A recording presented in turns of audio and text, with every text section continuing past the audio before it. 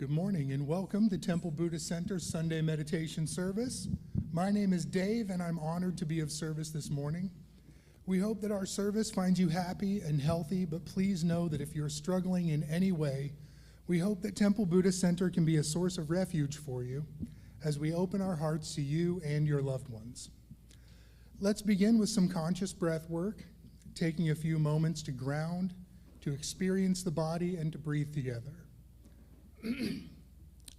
Conscious breathing is where you seal the mouth, breathe deeply through the nose, and then pause for a moment before releasing slowly, so the exhale is longer than the inhale. Let's begin. Breathing in, pausing just a moment, feeling the fullness of the lungs, and releasing slowly. And as you release, checking in with the body, just being aware of what is present and alive in the body right now. In a second conscious breath, pausing just a moment, ventilating this precious human form, and releasing slowly. And as you release, see if you can release any worry or concerns from the week, all the energy of doing, going, striving, accomplishing. Just allow yourself a few moments to cultivate the energy of being, not doing. And a third conscious breath together. Pausing just a moment and releasing slowly. And as you release, taking time to invite into your awareness the present moment, fully arriving in the here and now. Here at Temple Buddhist Center, we like to begin our service with a chant. Chanting is an integral part of every tradition, and it's not about being a singer, it's about having a voice. And Victor will explain our chant today. Thank you very much, Dave. Good morning, everyone. Our chant this morning is Om Amideva Ze, Om Amideva Ze. Om being the seed sound, reminding us that Om is the seed sound or the sound of the universe, reminding each one of us that we're a beautiful note in a grand cosmic symphony that is forever playing. And Om Amideva Ze is a chant that enhances compassion for all beings in all places. And as the Buddha said, if your compassion does not include yourself, it is incomplete. And so with that, we'll begin with just a conscious breath.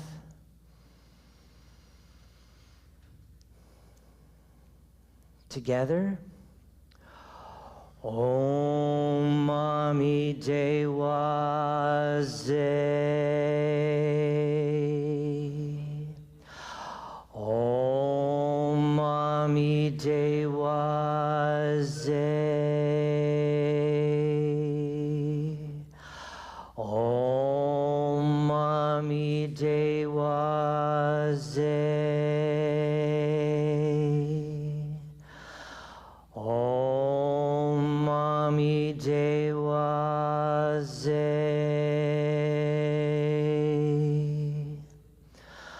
Om Amideva Ze.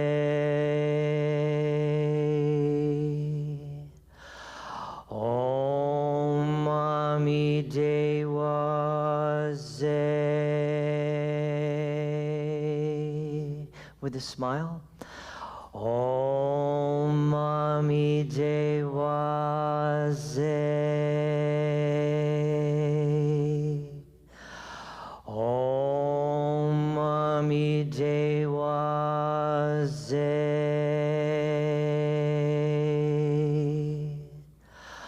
Om Amideva Ze.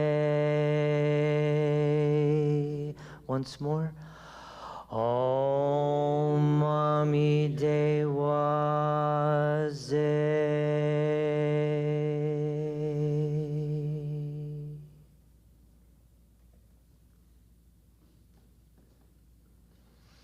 Here at Temple Buddhist Center, we practice Western Buddhism, This is a blend of Eastern philosophy and Western psychology.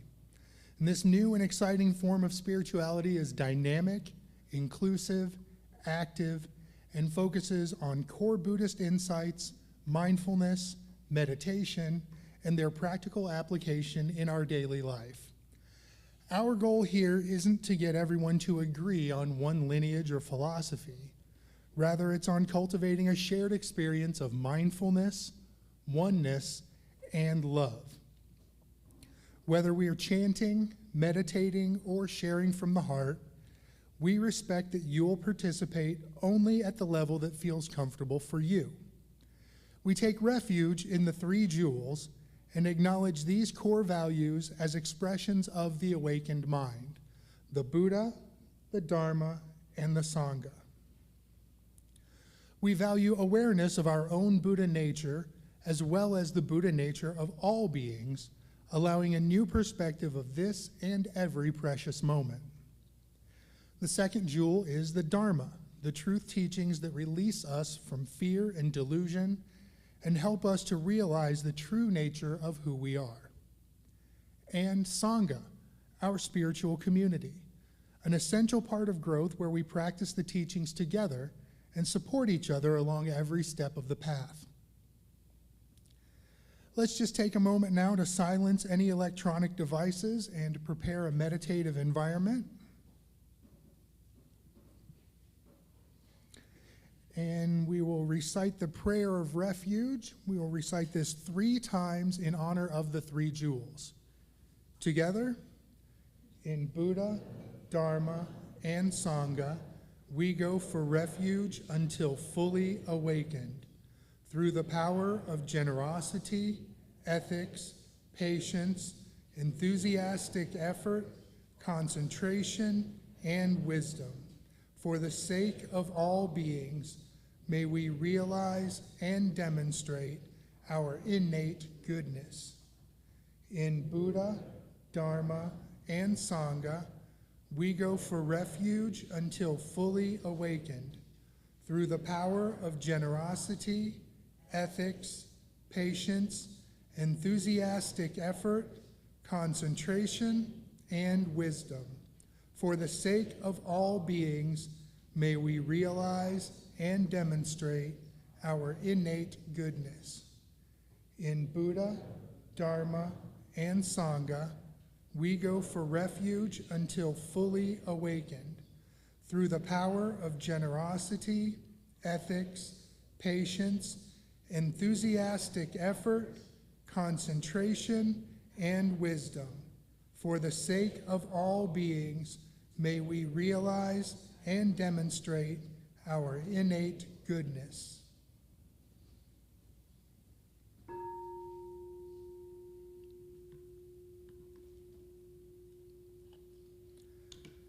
As we enter into a time of meditation, if you have an extensive practice, then I invite you to practice in a way that's fitting for you this morning. If you're new to meditation, we'll begin with an opening dedication. We'll sound the bell 3 times. There will be a brief guided meditation, and then we'll spend approximately 12 to 15 minutes in noble silence. Let's begin by breathing together with a conscious breath.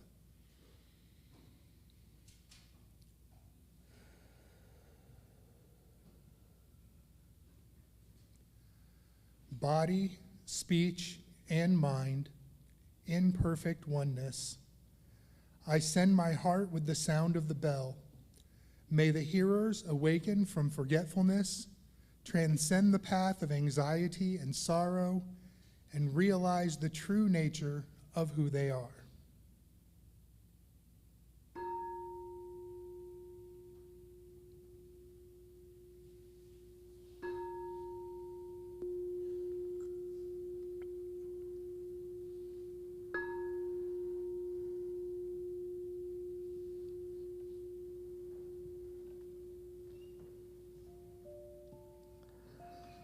And so as the sound of the bell recedes, guiding us, showing us the way to stillness.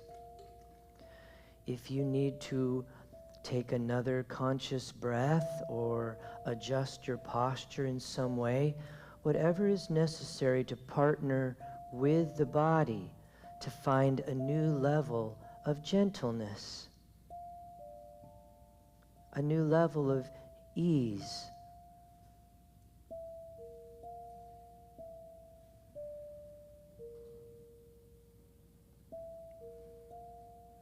And so as the breath settles in now to its natural flow, its natural rhythm, we simply bring our awareness to the rise and the fall of the tummy.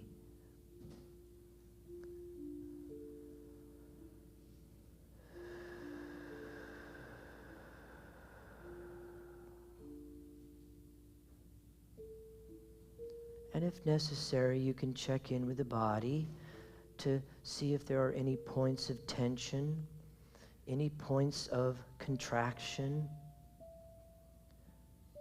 And the instruction is to breathe through those points, as if you could inhale and exhale through that point, as if every pore in your body could inhale and exhale through that point of tension or contraction.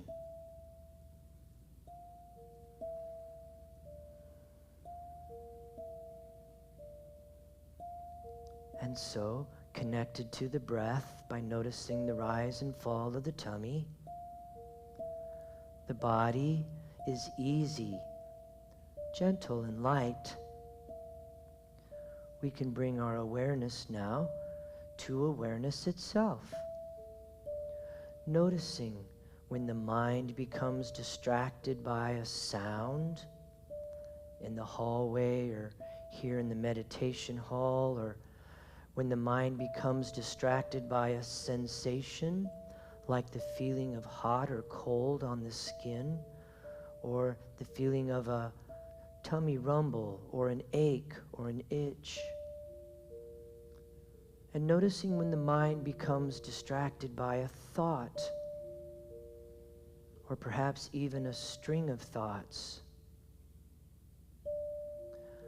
All these things, they simply come and go. They rise and they fall. Our practice is a playful curiosity as to what is it that these things rise and fall within.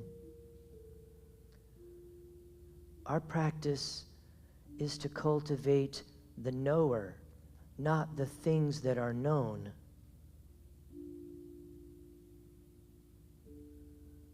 And so, connected to the breath, the body is easy and light, gentle. The mind is clear, yet receptive to whatever appears and disappears. And the heart is open. We can move more deeply now into our meditation.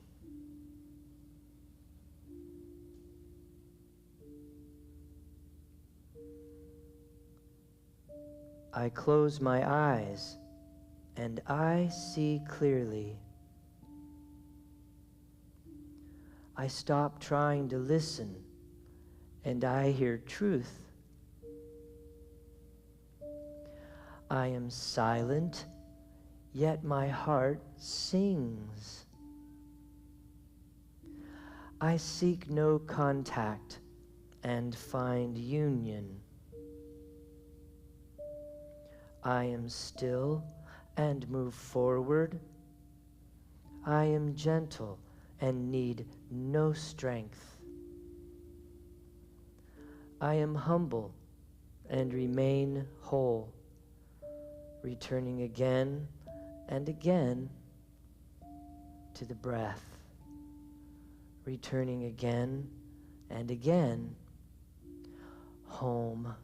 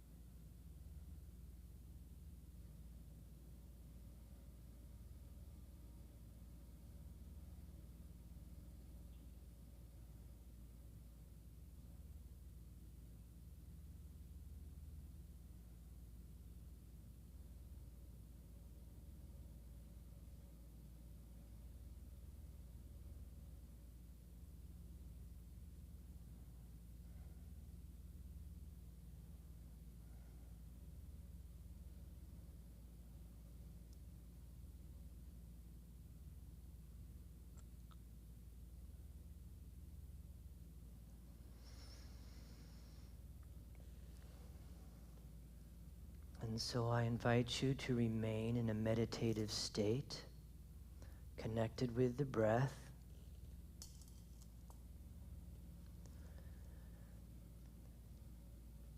And I invite you to bring your awareness now to the sense door of sound, noticing the sound of my voice or the sound of the air handlers in the room.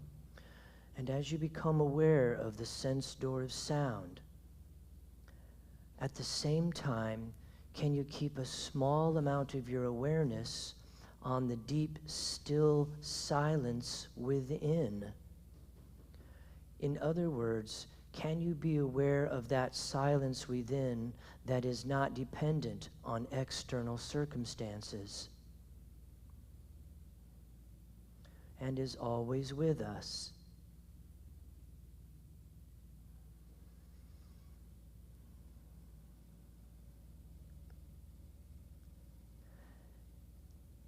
Next, I invite you to bring your awareness to the sense door of touch as you become aware of the feeling of your clothing upon your skin, or the feeling of the chair or the cushion beneath you. And as you become aware of matter and material and form, can you keep a small amount of your awareness on that which is formless? In other words, can you be aware of awareness?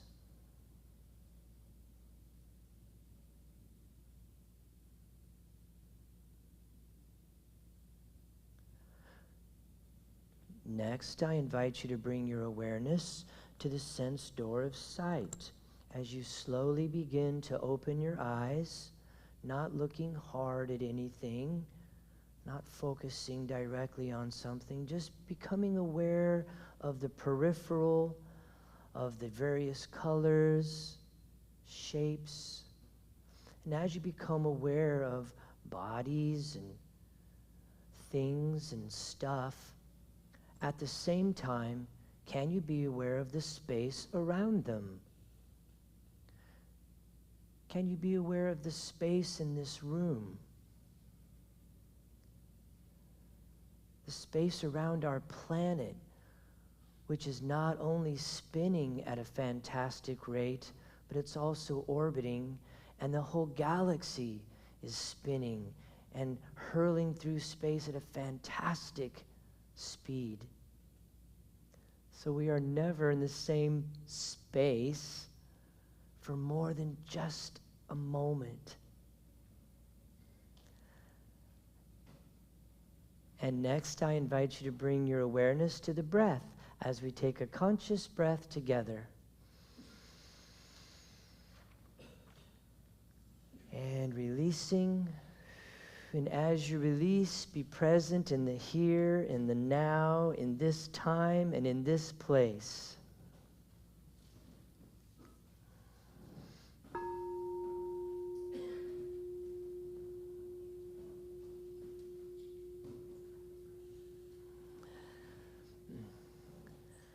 Thank you so much, Dave. Thank you, Rochelle. All right. Good morning, everyone. Good morning, He's our official prompter. Good morning, everyone. There you go. And of course, a big hello and a good morning to everyone joining us from all around the world through our live streaming. And I know that normally Robert Brummett, another one of our teachers here at Temple Buddhist Center, Robert Brummett normally speaks on the third Sunday, but go ahead and get this image in your mind. Robert is in a red convertible Mustang going from San Diego on Highway 101 to Portland, having all kinds of adventures.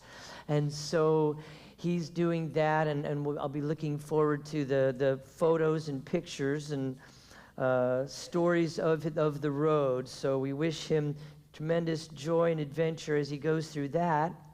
And this didn't actually matter until this morning, but the talk title today is called A Subtle Awakening. And there just isn't anything subtle about the apocalypse we experienced yesterday. And I've talked with many of you, and there are trees down, and there's power outages. And so just wanted you to know that our heart goes out to each and every one of you as you deal with this life circumstance. But at the same time, and this is what is so amazing, at the same time that we're dealing with this, I have heard so many amazing stories of helping neighbors, people cooking food for neighbors and friends, people running extension cords clear down the street, hooking them together and providing power for friends and neighbors. So there is, at the same time that we experience this difficulty, we can also experience the joy of helping each other out. So the human heart is vast and has the capacity to contain all of that. So my talk today, A Subtle Awakening, begins with an old Zen story. And the story goes that there was a person, a lay person, who approaches the Zen master and says, Master, how can I attain freedom? And so the master just kind of sat there, and the master said, learn your true self. And then he sat there. And so the person said, okay, wonderful. Yes, well, will you please teach me about the true self? And the Zen master just sat there. And the guy's kind of like, could you teach me about the true self?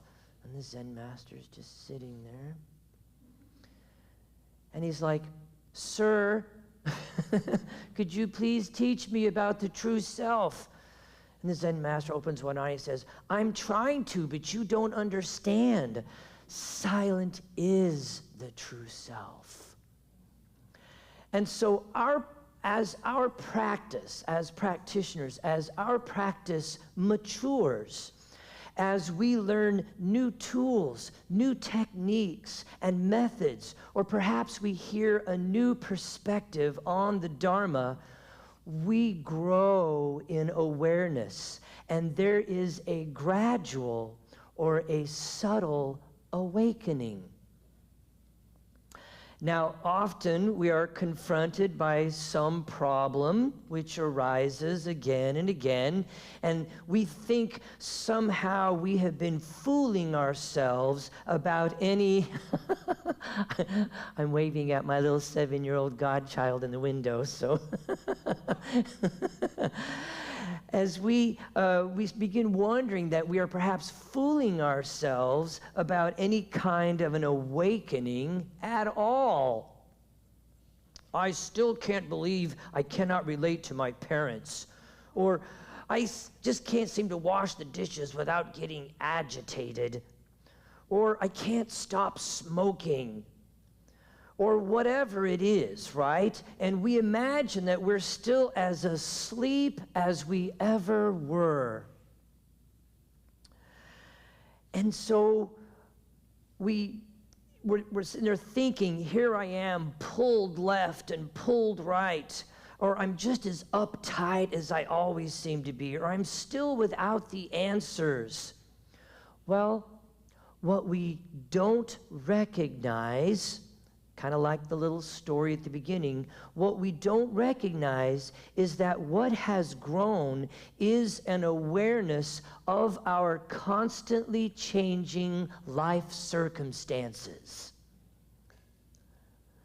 There is a subtle wonder at work here. One master described the subtlety of practice as a dove carrying a silk kata or scarf back and forth over a giant mountain for as long as it takes to create just a simple little hill. The subtlety of the practice. Before we became aware of our spiritual practice, our path, we were just lost in our problems.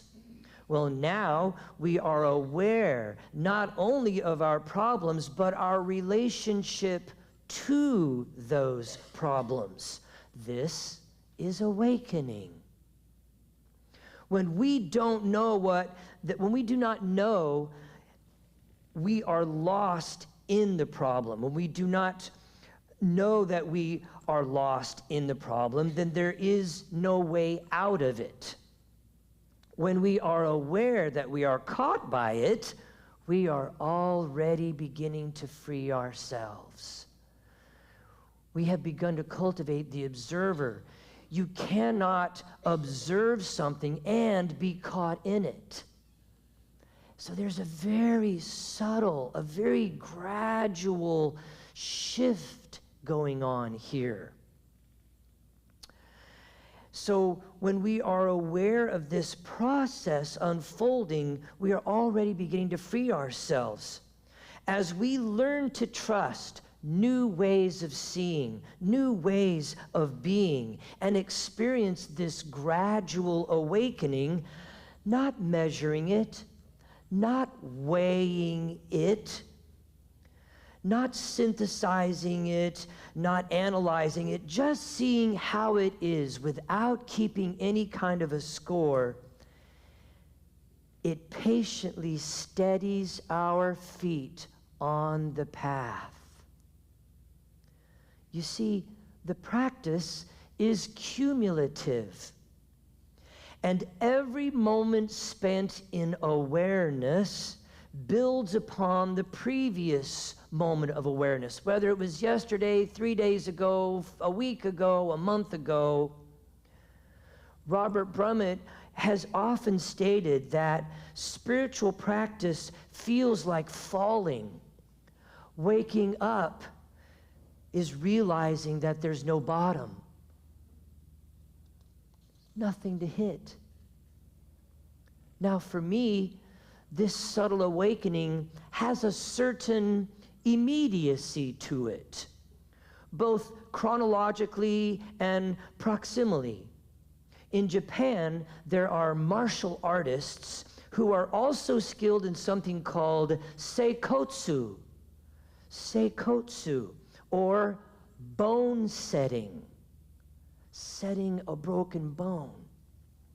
Now, one of the things that they talk about is that if a dislocated joint can be set in a few seconds, then there is very little lasting damage, and it will heal very quickly. If it can be set within 2 hours, then still there will be a relatively quick recovery. If it is more than 2 hours, however, then it may take much longer to heal. Well, this can be applied to our spiritual practice. If we notice negativity or unpleasant feelings or an egoic mind state arising, instead of saying, "Why do these things happen to me?" or "Will I ever find relief from suffering?" we can perform a kind of spiritual seikotsu to move quickly to the feeling. And instead of the thoughts about the feeling, which do nothing except exacerbate it, we short-circuit the whole process.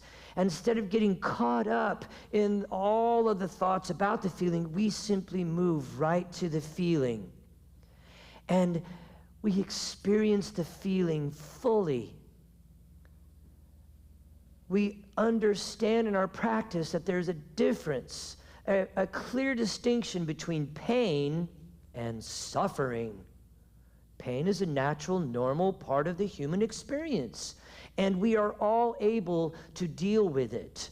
The suffering, however, makes it unbearable. And then we seek out addiction, suicide ideation, all these things because I cannot cope with this. So instead, we absolutely cut this process in half and we move right to the feeling. And with the feeling, we explore it. What's its size, its shape? Where does it emanate in the body? What's its color? Does it pulse? Does it vibrate? And in working with the feeling, we actually cultivate the observer, the one who knows. And as you cultivate the observer, you cannot observe something and be caught in it. You see how the process works? It's beautiful. And so as we purify and release this feeling, this experience leaves almost no impression. However, if remorse, regret, despair, or anger settle in and are then cultivated, well, it becomes much harder to recover. In the same way as the practice of Seikotsu. As practitioners, remember, the practice is cumulative. So as we cultivate stillness, as we cultivate silence, as our practice deepens, we can become finely tuned to that which arises within us. We begin to see how, for example, the striving to visualize success and think about the type of person you want to be, we have a satori, and we realize that only reinforces the idea that you are not already that. Do you see the subtlety there? In visualizing success and thinking about the person that we want to be, how we can be better, all we're doing is setting in concrete the idea that we are not that.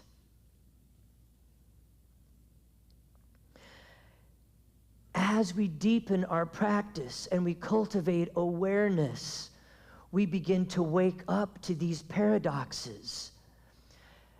As we get very, very still and begin to notice the nature of mind, we can see how the desire for a more positive experience is itself a negative experience.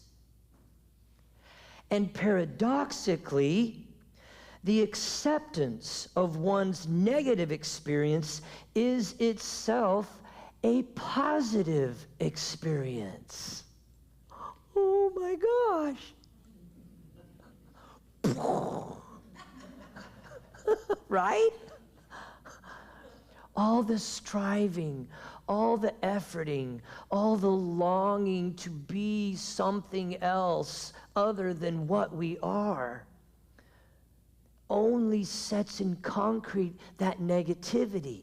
And so our practice begs us then to sense the immediacy of that, how close it is, both chronologically and proximally. It's right here. It's right now. It was by subtle degrees that we fell asleep, and it is by subtle degrees that we cultivate the ground for awakening. This is why Temple Buddhist Center services do not have rock bands, confetti cannons, and jumbotrons. Well,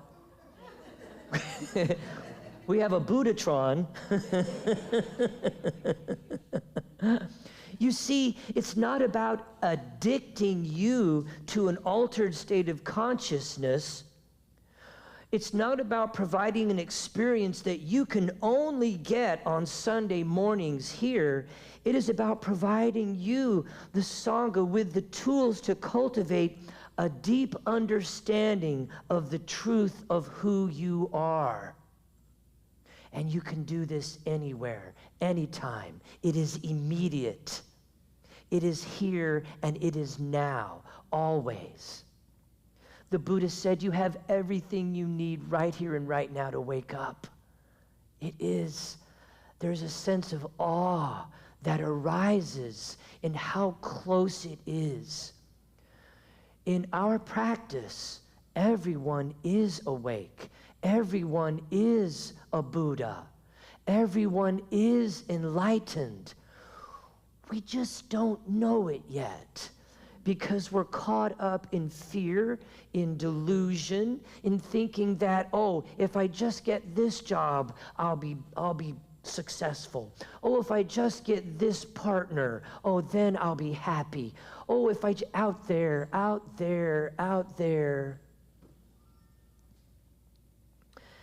And so, as we cultivate the truth of who we are, when we know who we are, we know who everyone is. And then we achieve oneness. Again, this is awakening. I was having lunch this week with a member of the Sangha, and during our conversation, we began giggling about something that we now call PDCS. You know, all the syndromes today have to have a fancy acronym, and now we have PDCS, a new one to put into the book. And I would wager that many of you in here have PDCS, or post-departure device check. I'm waiting. Post-departure device check. He and I noticed as we were looking around the restaurant that every time somebody would get up, the person at the table would instantly go for their phone. Whether they were just going to the bathroom or going out to get something out of the car, the moment they would leave, it would come right out. Post-departure device check, PDCS. Now, of course, this is not good, bad, right, or wrong. I don't want you to go seek out hours of therapy because I got a bad case of PDCS, doc. It's not good, bad, right, or wrong. It's simply understanding and realizing how this is an automatic reactivity. And this is the joy of our playful curiosity. This is the joy of our practice, seeing where we are automatic, seeing where we are reactive. Because if it's automatic or reactive, it's conditioning. And if it's conditioning, it's temporary. It is impermanent.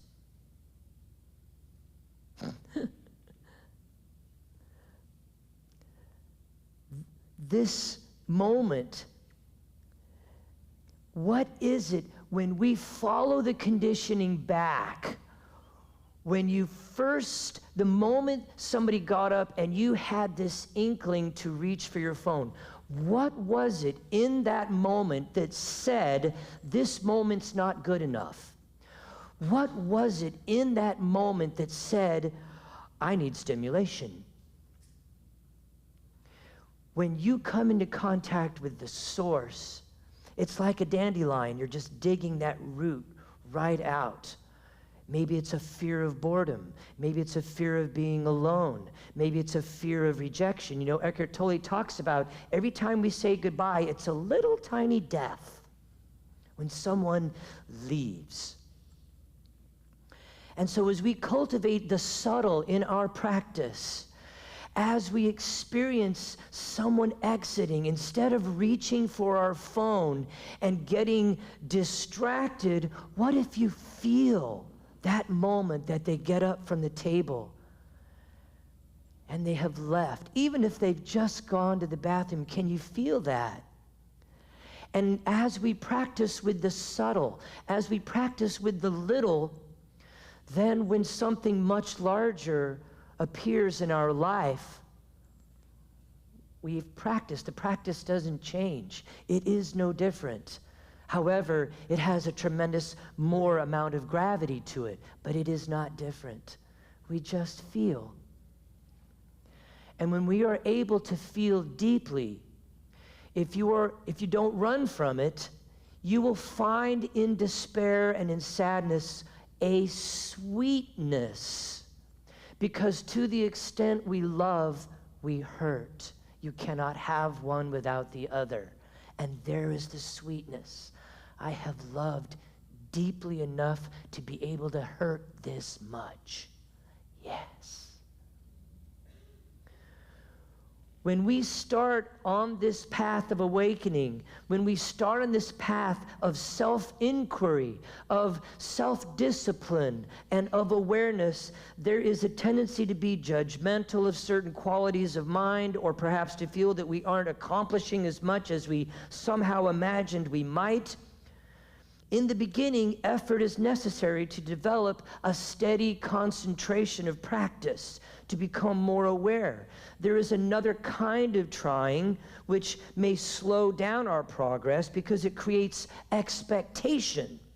Expectation is the opposite of patience.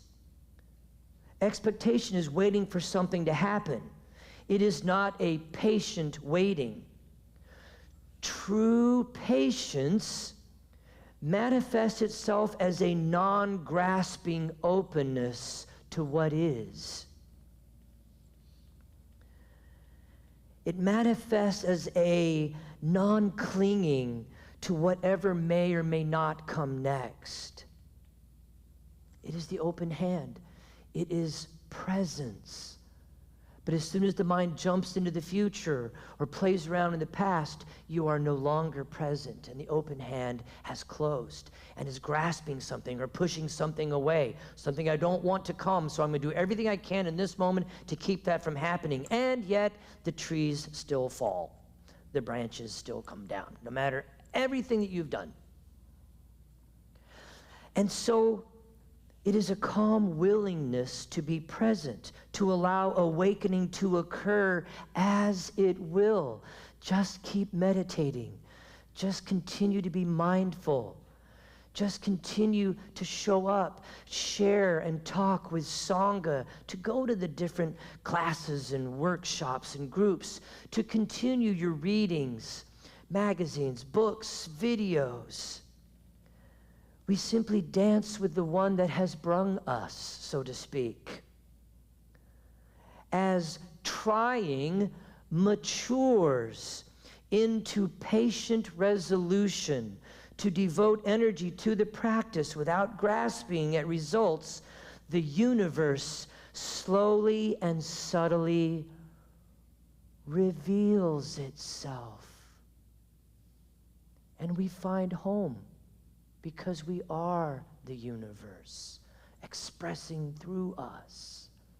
So I'd like to close with this poem by Rilke.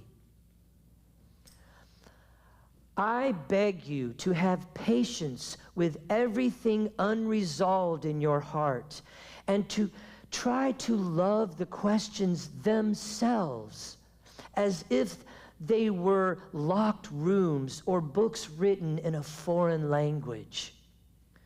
Don't reach for the answers which could not be given to you now because you would not be able to live them. And the point is to live everything. Live the questions now.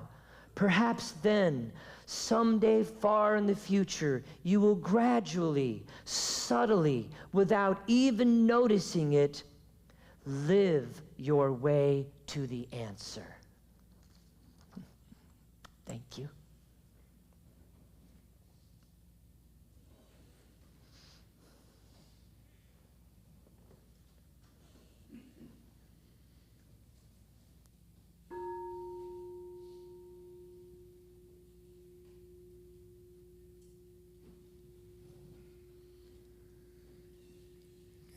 Let's just take a moment now to embody the teachings before we move into our heart practice meditation. So let's just have a conscious breath together.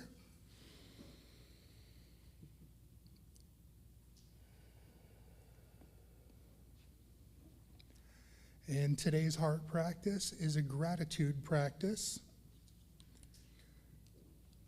Now, begin the practice of gratitude by feeling how year after year you have cared for your own body and mind.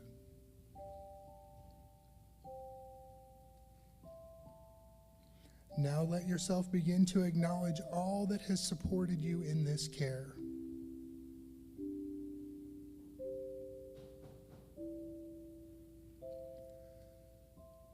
silently repeat to yourself these words. I hold in my heart gratitude for the care and labor of 1,000 generations of ancestors who came before me.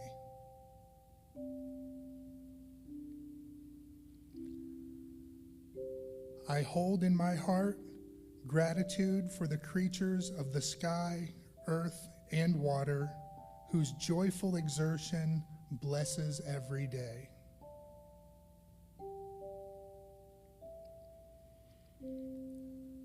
I hold in my heart gratitude for the family and friends I have been given and the community I share.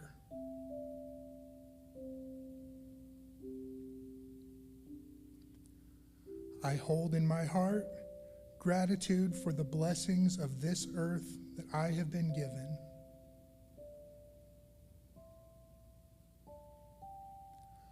I hold in my heart gratitude for the measure of health I have at this moment.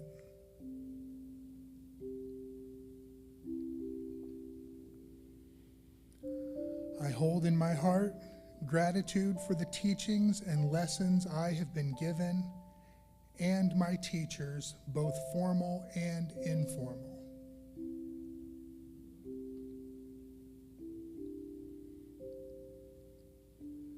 Just as we are grateful for our blessings, so too can we be grateful for the blessings of others.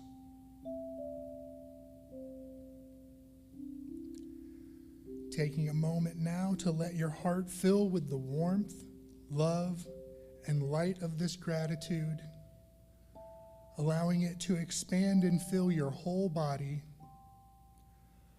allowing it to intensify even more until you become a light, a beacon influencing everyone you meet today. And a conscious breath together.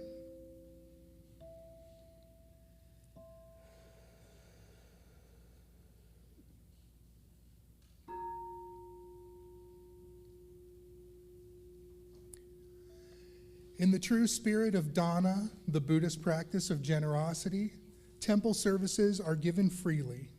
In the same way, if you choose to give, please give with a generous heart, meaning not in return for something that you've received, but so that others who may seek refuge in the Sangha may find it here in this temple. Dana boxes are located at the back of the meditation hall and on the upper floor near the door.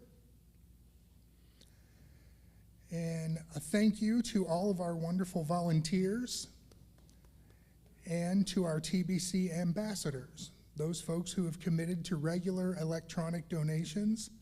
It's not about the amount, it's just that the monthly giving helps us to set a budget here at TBC.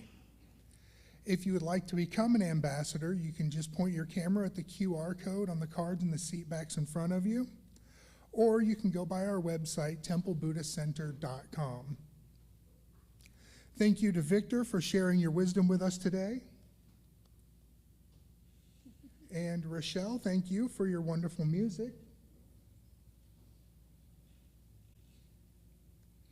And thank you to each and every one of you for sharing your heart, your time, and your practice with us today. We certainly are the better for it. And in just a moment, we'll put the bodhicitta dedication on the screen. We will recite that together one time, and then after we sound the closing bell, if you can just stick around for a couple of minutes, we do have a few announcements. So, the bodhicitta dedication together. May the pure, brilliant sun of bodhicitta dawn in each and every heart and mind, dispelling the darkness of suffering and confusion unstoppably until all are illumined and awakened. And with our hands together in front of our hearts, let us go forth from this place, entering each moment in innocence, guided by the wisdom of our hearts. And as we open our hands, open our eyes, shine our light into the world, namaste.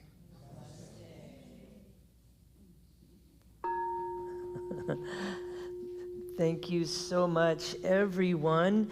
Just a few announcements. There's a lot coming up with fall approaching. Temple Buddhist Center has got a lot of wonderful events. Yes, the monks, the Drepung Gomong monks, will be returning August 15th through the 19th. They will be building, as you can see up there, a giant sand mandala right here up on this dais. And they'll be doing chanting, and they're going to have a little store and lots of great things. I will have a complete itinerary of their entire 4 or 5 days with us. We're still actually formulating a few different other little things, so I will have that available by next Sunday.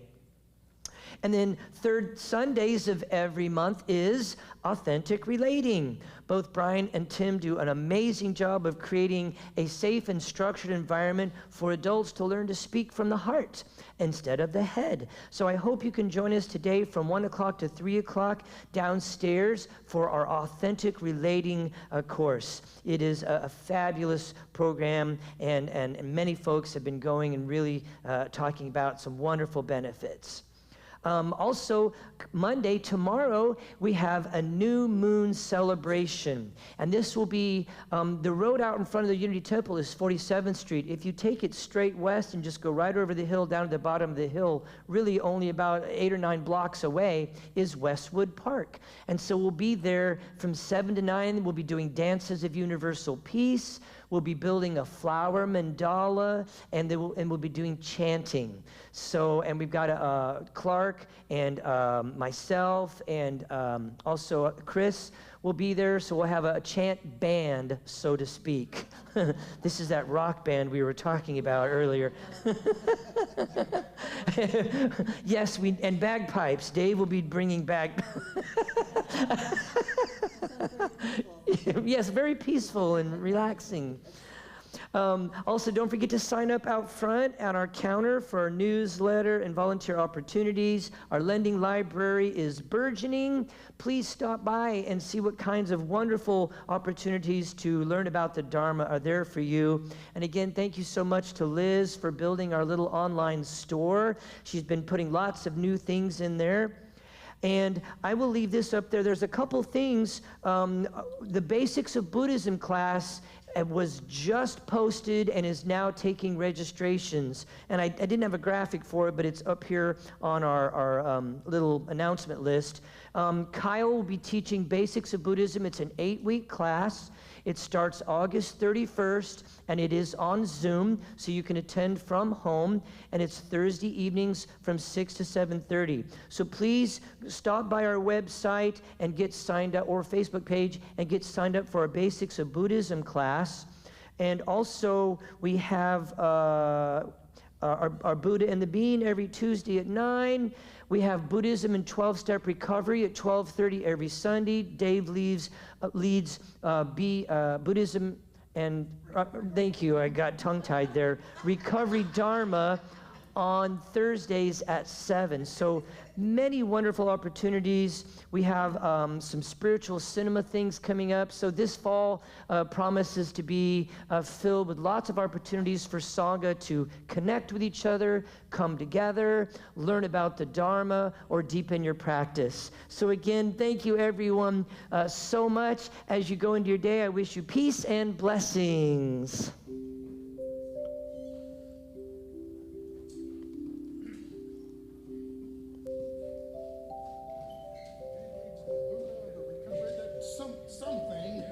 Some recovery thing that the Buddhist stuff.